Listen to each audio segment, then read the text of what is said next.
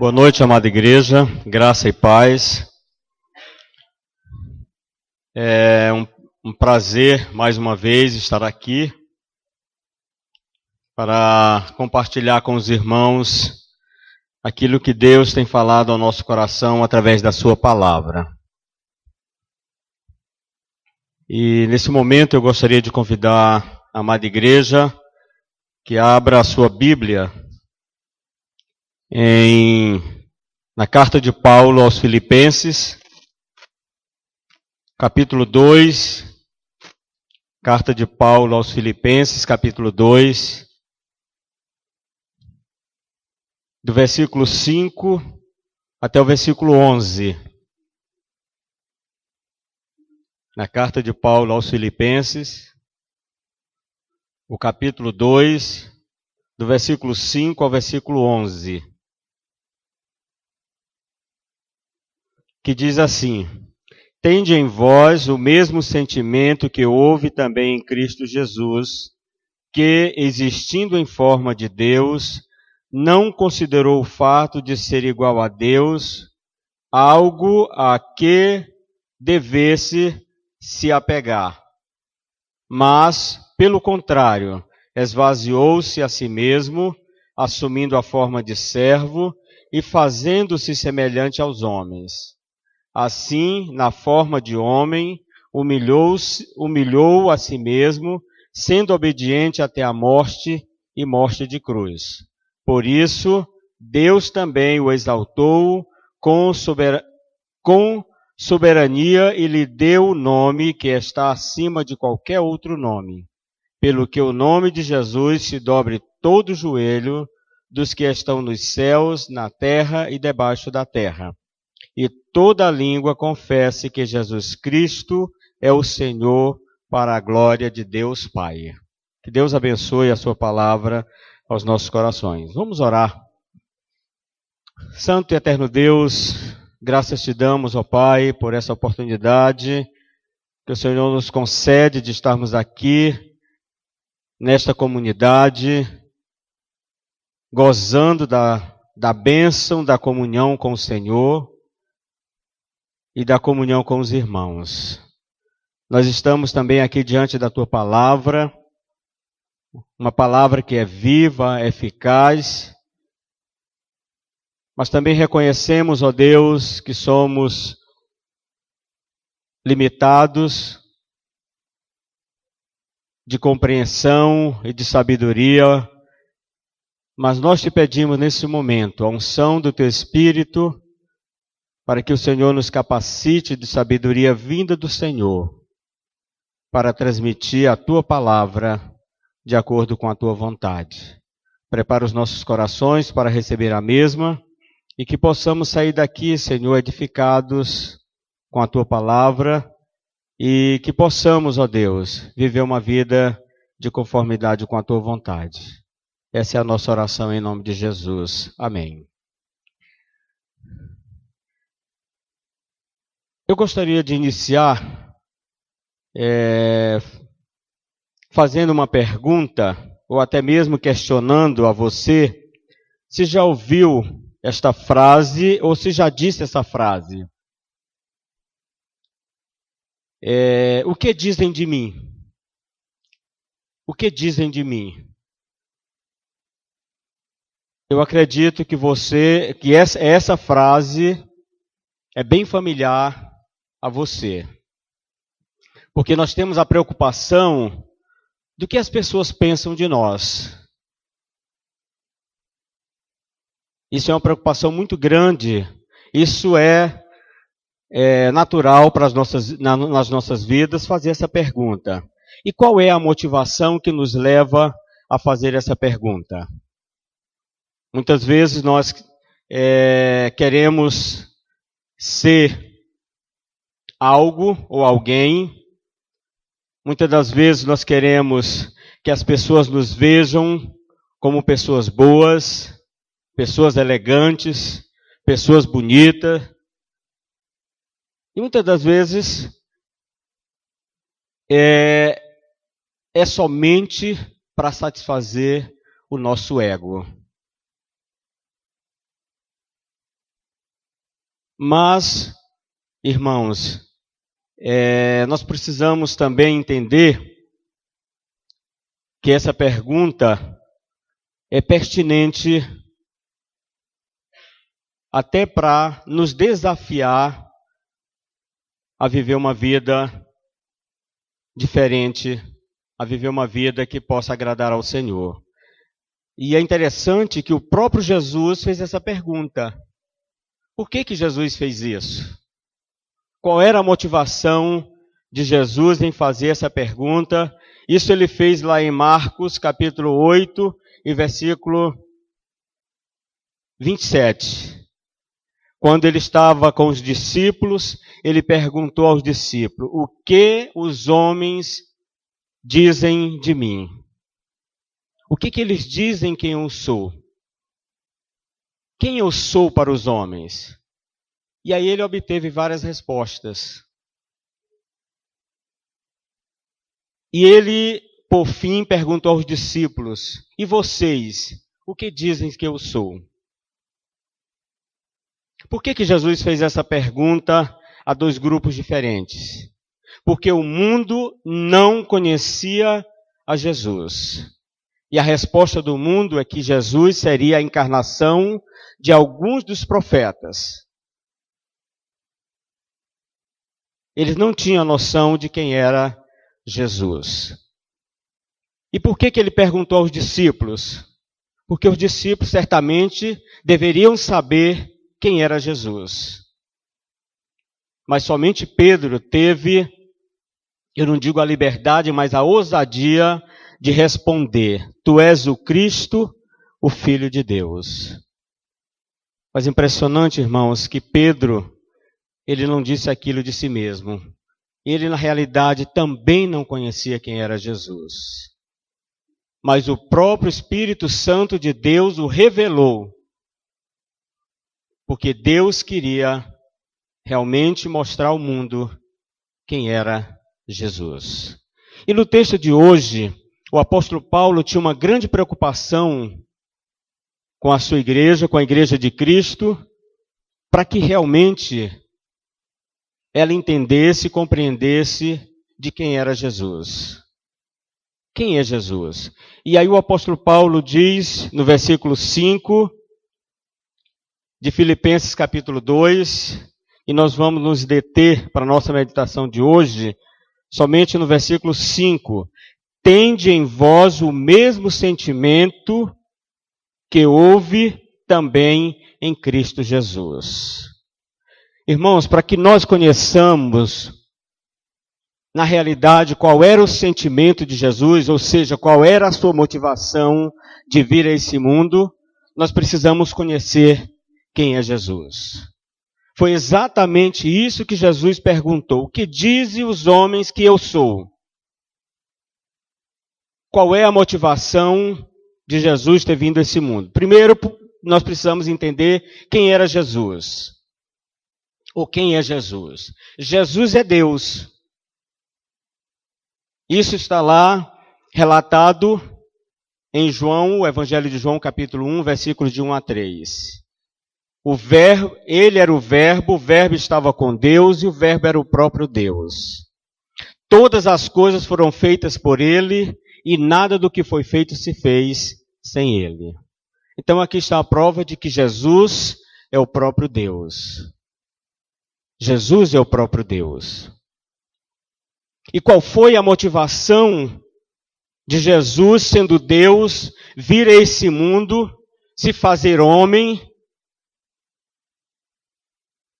se anivelar a cada um de nós, com a diferença de que ele não pecou. Mas ele se fez pecado.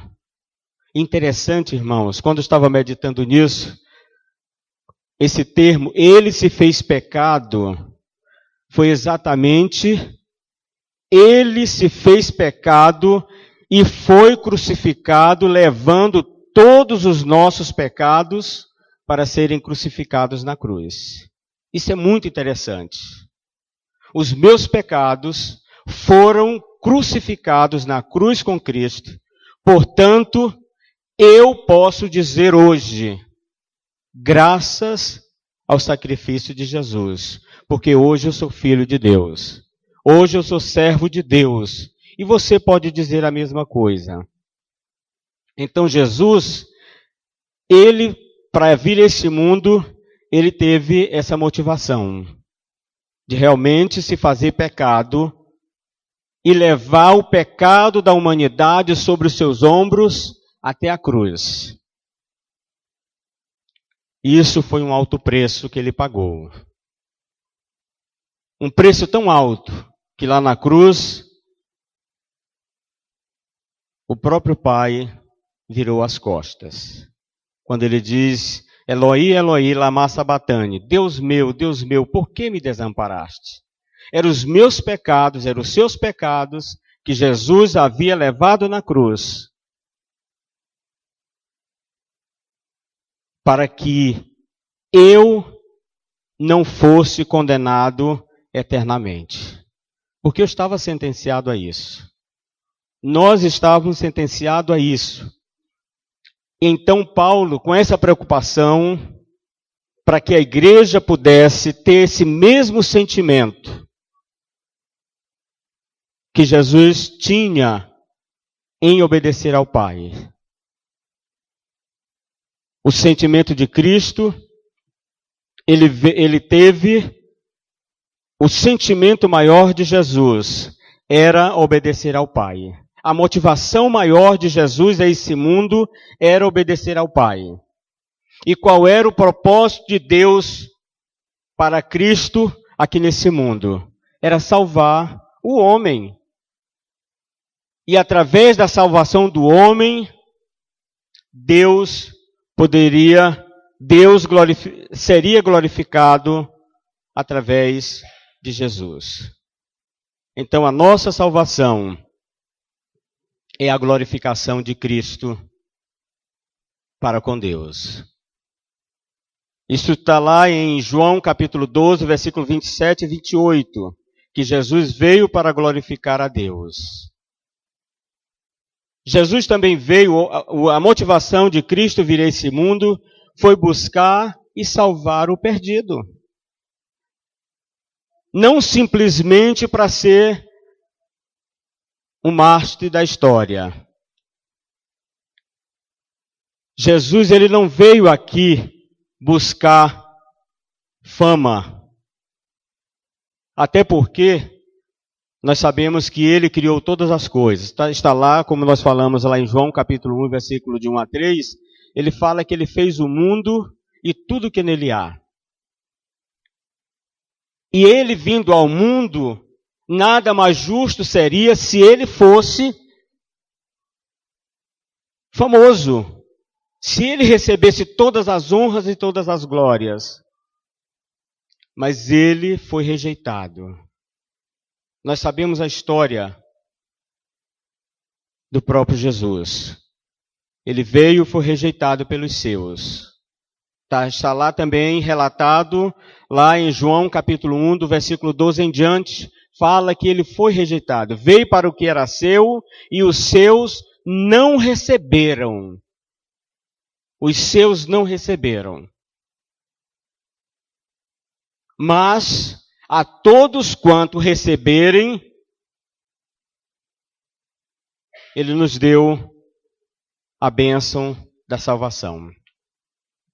Então ele veio buscar e salvar o perdido. A motivação de Cristo vir ao mundo foi para reconciliar o mundo com Deus. Lá quando Adão desobedeceu a Deus, o homem passou a ser inimigo de Deus, a desobedecer a Deus, a travar uma guerra contra Deus. E hoje, irmão, nós estamos vendo no mundo em que vivemos, o mundo está sendo destruído, a natureza, todas as coisas estão sendo destruídas pelo homem. Aquilo que Deus criou, o homem está destruindo. Porque nós somos inimigos de Deus. Porque o homem é inimigo de Deus. E a motivação de Jesus a esse mundo foi para reconciliar. Levar o homem de volta a ser amigo de Deus. E foi isso que Jesus disse com seus discípulos. Eu não vos chamo só de amigo, mas eu chamo de irmão. Então, eu acredito que aqui nenhum de nós, aqui, os irmãos biológicos, tem inimigos dentro de casa. Estão como inimigos. A Bíblia diz que uma casa dividida, ela não subsiste. Assim também, como dentro da igreja, não pode haver inimizade, porque nós somos um corpo. Então Jesus veio reconciliar o homem ou o mundo com Deus. E por último, Jesus veio para dar vida. Está lá em João capítulo 10, versículo 10. Eu vim para que tenham vida e vida em abundância. Essa foi a motivação de Jesus vir a esse mundo. Então, por isso, Paulo diz, tende em vós o mesmo sentimento que houve também em Cristo Jesus.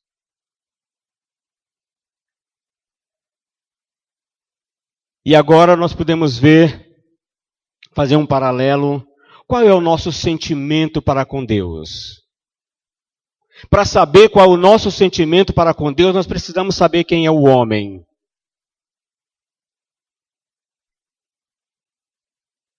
Você quer saber quem é você? Será que você se conhece?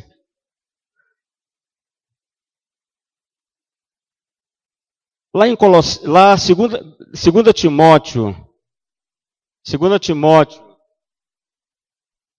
o capítulo 3, o versículo de 1 a 5, ele relata exatamente o retrato do homem. Eu não estou falando agora, irmão, do homem transformado, mas a nossa natureza humana.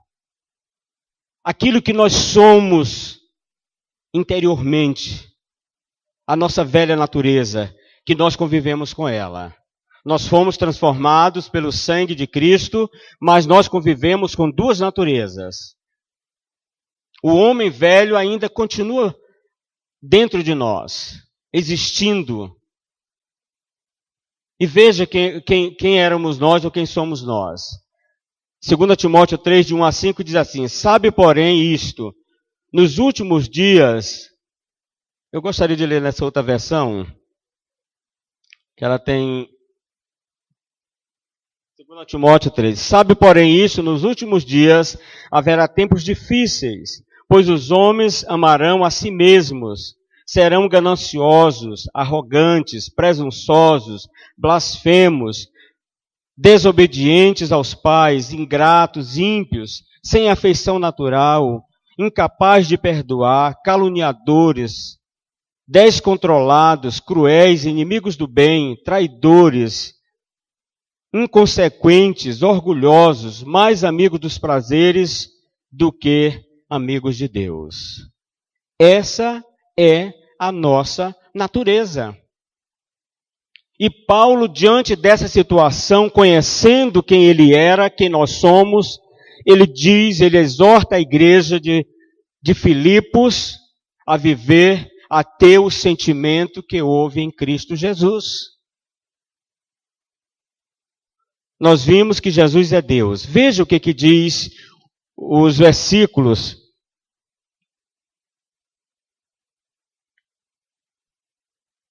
Os versículos posteriores, que diz assim do versículo 6, que, existindo em forma de Deus, não considerou o fato de ser igual a Deus, algo a que se devesse se apegar. Então ele era Deus, veio a esse mundo, continua sendo Deus, e ele poderia se estabelecer aqui nesse mundo, vivendo como Deus, mandando, e que todos os homens fizessem ou fossem obedientes a ele. Mas veja, irmãos, qual foi a motivação de Jesus? Ele não veio, a princípio, se estabelecer aqui nesse mundo. Ele veio com o propósito de fazer uma reconciliação do homem para com Deus. O homem havia se perdido. O homem havia morrido nos seus delitos e pecados. E agora o homem precisava viver. E para isso Jesus veio dar a sua vida. Esse foi o sentimento de Jesus. Ele não veio a ser Deus, a estabelecer o seu trono, o seu reino aqui nesse mundo, por enquanto. Ele virá futuramente, mas o princípio, a sua vinda, a primeira vinda, não teve esse propósito, essa motivação. Ele veio simplesmente comprar, resgatar e nos levar, e nos retornar a Deus, assim como ele havia planejado no princípio. Porque ele fez o homem para glorificar a ele. Mas o homem desobedeceu e passou a ser inimigo de Deus. E agora Jesus vem para nos resgatar e voltar a essa comunhão do homem para com Deus e para que o homem pudesse glorificar a Deus.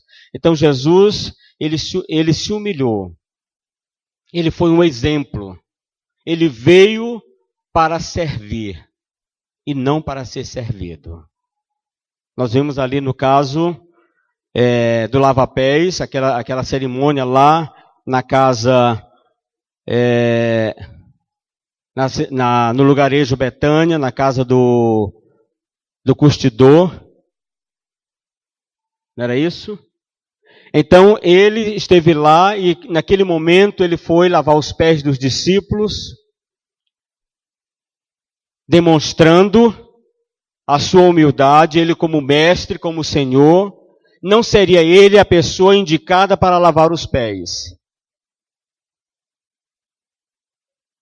E nós podemos ver ali Pedro, mais uma vez, ele reconhece que Jesus estava numa posição errada. Ele disse: olha, não te deixarei lavar os meus pés. E ele disse: Pedro, se eu não lavar os teus pés, tu não terás parte comigo. Ali uma demonstração de humildade.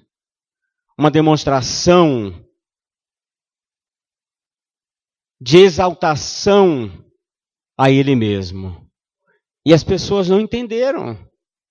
Ali é difícil entender alguém servindo e exercer um lugar de honra. E Jesus disse: olha, vocês me chamam de mestre. E na realidade eu sou. Mas eu quero deixar com vocês, aquele que quer ser grande, é exatamente a pergunta que nós fizemos aqui. Que dizem que eu sou? O que dizem de mim? Porque nós queremos ser grande. Nós queremos galgar a posição que nós merecemos, segundo o nosso próprio conceito. Eu mereço. Eu estou no lugar porque eu mereço. Nós nunca valorizamos ou nunca dizemos que Deus é quem nos abençoou e nos deu aquela posição. E Jesus, ele se humilhou. E é isso que Paulo diz: olha, tende o mesmo sentimento que houve em Cristo Jesus. Naquele momento do lavar os pés, Jesus estava dizendo: vocês têm que fazer o mesmo. Eu estou sendo exemplo. Eu vim para obedecer a Deus, ao Pai. Estou cumprindo cabalmente o ministério que me foi confiado. E vocês precisam fazer o mesmo. Se você quer ser o maior, seja o que sirva. Irmãos, isso é interessante para nós observarmos. Na igreja de Cristo, não existe ninguém maior. Nem mesmo o pastor é maior do que qualquer um de vocês. Porque nós somos um corpo. E acima de tudo, nós somos servos. Nós somos escravos. No passado, nós éramos escravos de Satanás. Hoje, nós somos escravos de Deus, de Cristo. E precisamos fazer a sua vontade. Fazer a vontade de Cristo é servir ao reino de Cristo. É servir a igreja. É servir uns aos outros. E não somente a igreja, mas servir ao mundo. Nós precisamos ser a luz do mundo. E ser a luz do mundo é se importar com as necessidades do mundo. O mundo jaz no maligno. Jesus, ele olhou dos céus à terra e não viu nenhum justo, nenhum sequer. E Deus nos amou, mesmo sendo injusto, infiéis, e mandou a Jesus vir a esse mundo. E o próprio Jesus nos deu a ordem: ide por todo o mundo. Essa é a função da igreja. E é por isso que Paulo diz: tende em vós o mesmo sentimento que houve em Cristo Jesus. O sentimento, a motivação de Jesus era salvar a todos. Ele veio para isso. Mas na realidade nem todos serão salvos. Não porque a graça de Deus não alcance, não dê para alcançar. Não é tão grande que não dê para alcançar a todos. Mas aprove ao Senhor eleger os seus. E nós não sabemos quantos ainda estão dos eleitos de Deus, que precisam conhecer a Cristo, que precisam ser salvos.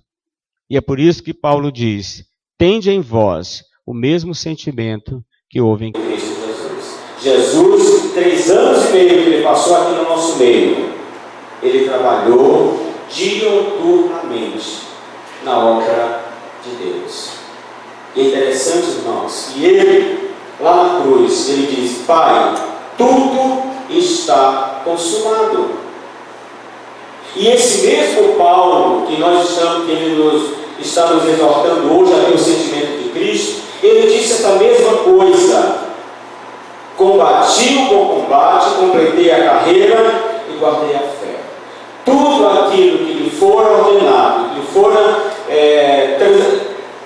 ordenado a fazer, foram dados esse ministério, ele cumpriu. Combati o bom combate, completei a carreira e guardei a fé. Ele teve esse sentimento que houve em Cristo Jesus.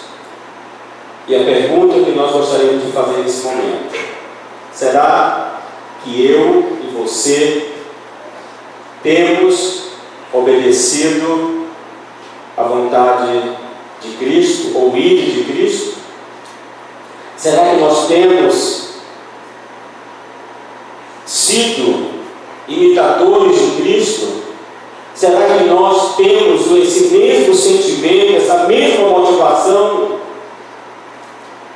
de sair e fazer a vontade de Cristo e fazer crescer o reino de Deus, expandir o reino de Deus? O que nós estamos vendo aí no mundo, e até mesmo entre nós estamos querendo alargar as nossas posses.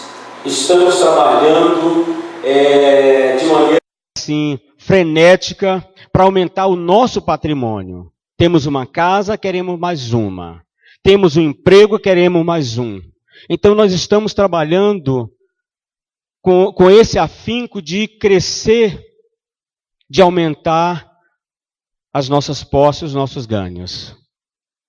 Mas nós não estamos preocupados em fazer o reino de Deus crescer. A nossa comunidade já tem um número bem expressivo. Até quando todos estão aqui na igreja, o espaço, nesse local, o espaço fica pequeno. Isso já basta para nós. É muito bom estar aqui. Mas foi exatamente isso que a igreja primitiva agiu como nós estamos agindo hoje. Claro que a igreja estava crescendo, a igreja primitiva. A cada dia aumentava o número de fiéis. Mas a ordem de Jesus foi: ide por todo o mundo e pregai o evangelho. Mas eles se concentraram em Jerusalém.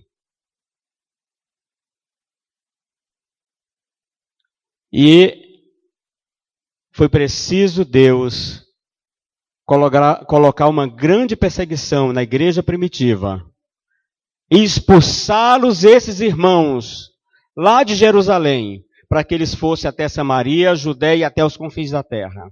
E graças a Deus por essa perseguição, que hoje você e eu somos salvos em Cristo Jesus, porque outros vieram até nós. Mas o desafio continua, irmãos. A nossa geração está se passando, mas as gerações futuras estão chegando. Nós estamos vendo as nossas crianças aqui, quantas crianças tem na nossa igreja. É a nova geração. Ainda bem que essas crianças estão sendo doutrinadas, ensinadas a palavra de Deus. Mas aí, na nossa cidade, quantas crianças estão no mundo sem nenhuma esperança? E nós não temos esse sentimento que houve em Cristo Jesus. Ele deu a sua vida para a salvação do homem. E qual é a nossa motivação hoje, como salvos?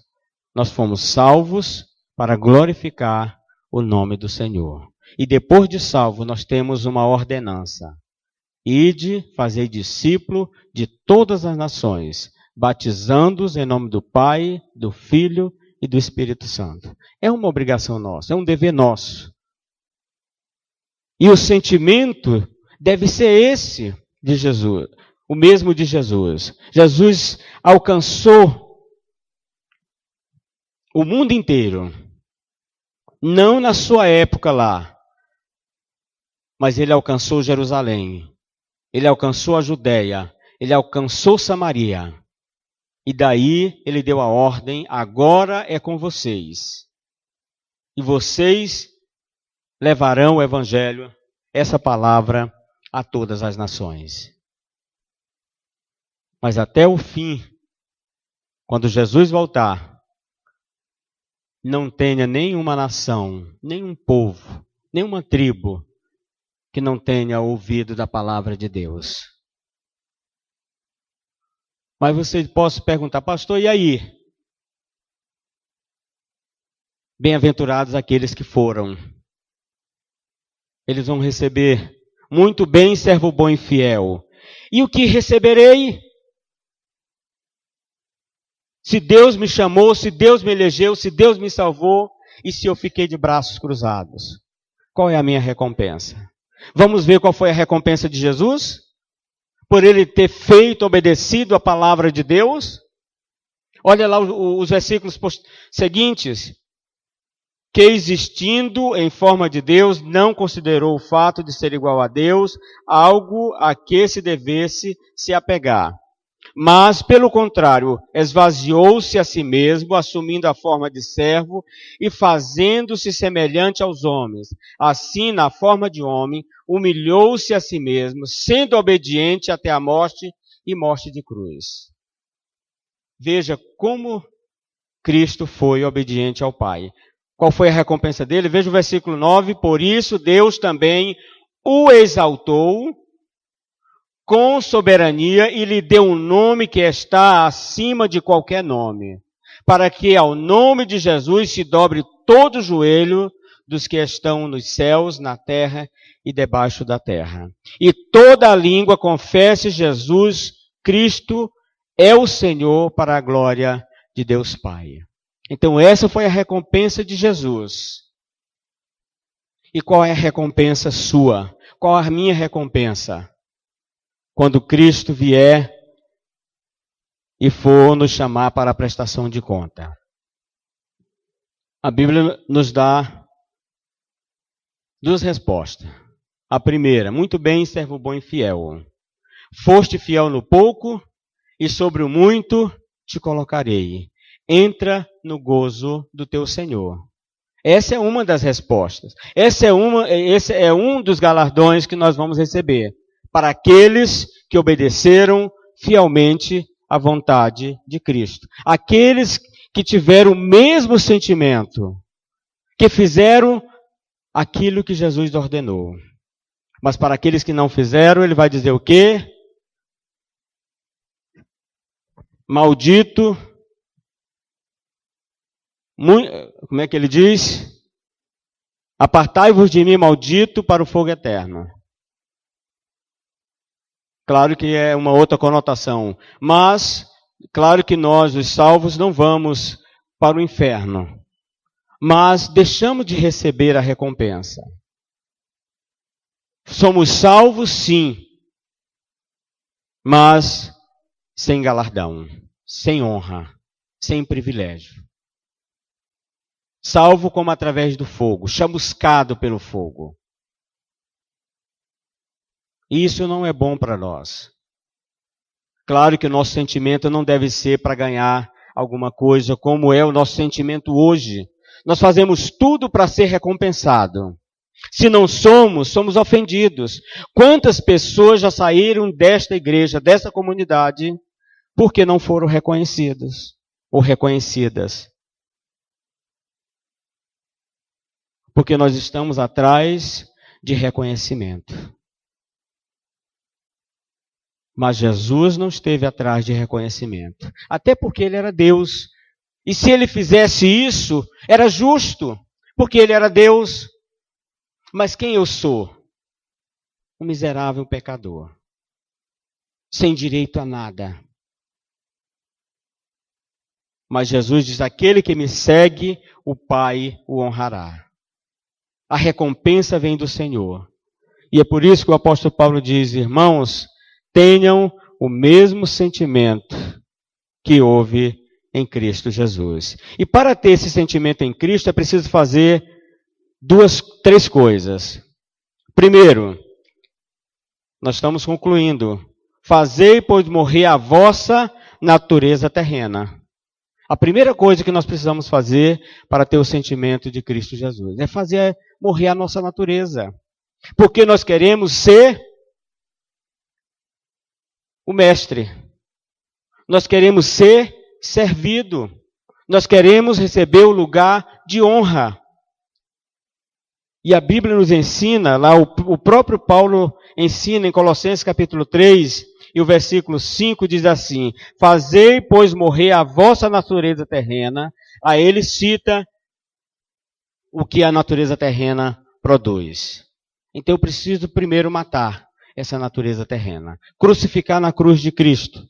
A segunda coisa, eu preciso revestir como eleitos de Deus. Revestir da nova roupagem. Está lá em Colossenses 5, de 22. Gálatas 5, 22, que é o fruto do Espírito. Que eu preciso revestir do Espírito Santo de Deus, que é amor, alegria, paz, longanimidade, benignidade, bondade, fidelidade, mansidão e domínio próprio. Então eu tenho que me revestir do Espírito Santo de Deus, para ter esse sentimento de Cristo. E a terceira coisa é buscar as coisas lá do alto. Buscar as coisas lá do alto.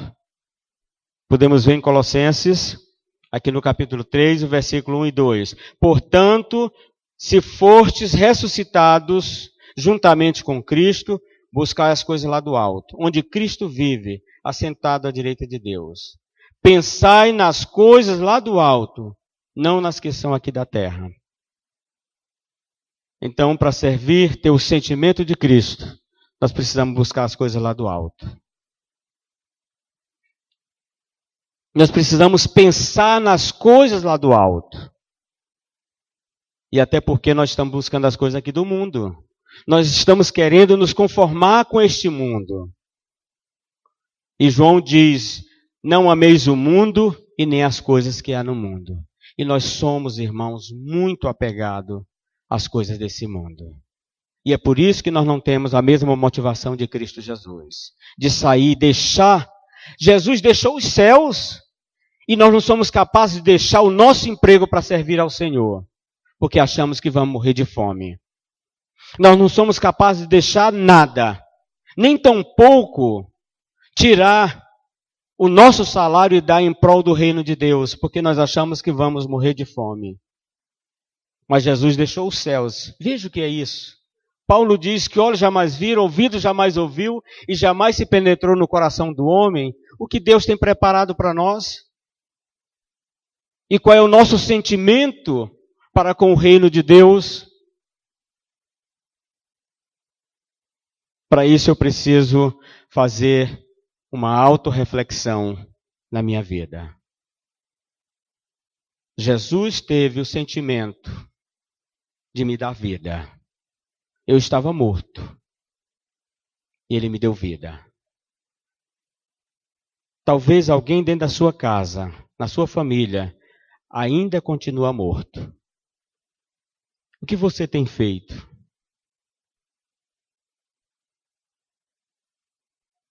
Qual é a sua motivação? Qual é o seu sentimento? Você pode dizer, pastor, eu já preguei a palavra. Mas a Bíblia diz, vós sois a luz do mundo. Talvez ele não viu em você nenhuma transformação. E Jesus disse, vós sois a luz do mundo. Assim brilhe também a vossa luz diante dos homens. Eu tenho que brilhar. Assim como Jesus brilhou. Ele era a luz do mundo, é a luz do mundo. Ele brilhou e ele salvou. E nós somos o reflexo, a nossa luz é o reflexo da luz de Cristo. E talvez a sua família não tenha visto reflexo algum que possa se render aos pés de Cristo. Em vez de você ser uma bênção, você tem sido uma pedra de tropeço na vida da sua família. Portanto, o que Paulo diz, tenhamos o mesmo sentimento que houve em Cristo Jesus. Jesus não vergonhou o Pai. Ele sempre disse, este é o meu filho amado em quem eu me alegro. Será que Deus diz isso para com você, como filho dele? Este é o meu filho amado em quem eu me alegro? Ou este é o meu filho em quem eu me entristeço? Precisamos refletir no que a palavra está nos ensinando. E é isso que o apóstolo Paulo diz. Tende em vós o mesmo sentimento que houve em Cristo Jesus. Irmãos, tudo que nós fazemos, nós receberemos a recompensa. Porque Deus não deixa nada barato. Ele sempre nos recompensa. Mesmo quando fazemos com essa motivação de receber recompensa. Ainda assim, Ele recompensa. Mas muito mais, a recompensa virá quando nós fazemos sem esperar recompensa.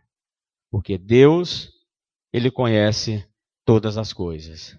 E Ele nos abençoa com toda sorte de bênçãos. Amém? Querido Deus, querido Pai, nós te louvamos pela Tua palavra. Como foi desafiadora para mim, ó Pai. Quando vendo ali o Teu servo, o apóstolo Paulo, olhando para a igreja de Filipos. Era uma igreja que era obediente, era uma igreja que estava nos caminhos do Senhor, mas Paulo exortava sempre para que eles não esquecessem de que eles precisavam ter o mesmo sentimento que houve em Cristo Jesus. E esta palavra, ela é viva, ela é atual. E nós sabemos, ó Deus, que o Senhor está nos exortando através dessa palavra, que tenhamos esse mesmo sentimento. Ó Deus, nos abençoa. Perdoa, Deus, pelos nossos sentimentos maus, pelas nossas motivações errôneas, ó Deus, que temos para com o Teu reino. Nós queremos ser honrados a qualquer custo. Nós queremos ser reconhecidos porque achamos que somos bons. Mas a Tua palavra nos diz, nos apresenta que o homem, por natureza, ele é mau.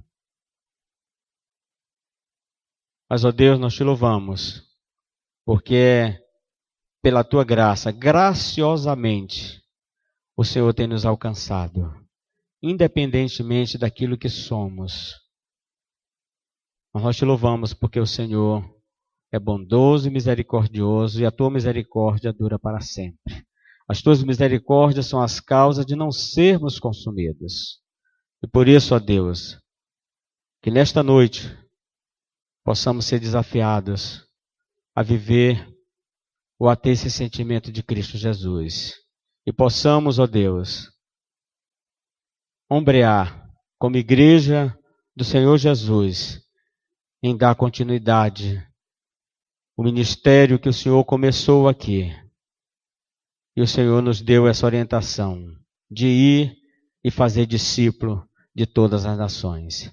E somente através do nosso brilhar é que nós alcançaremos novas pessoas para conhecer a Cristo Jesus como Senhor e Salvador.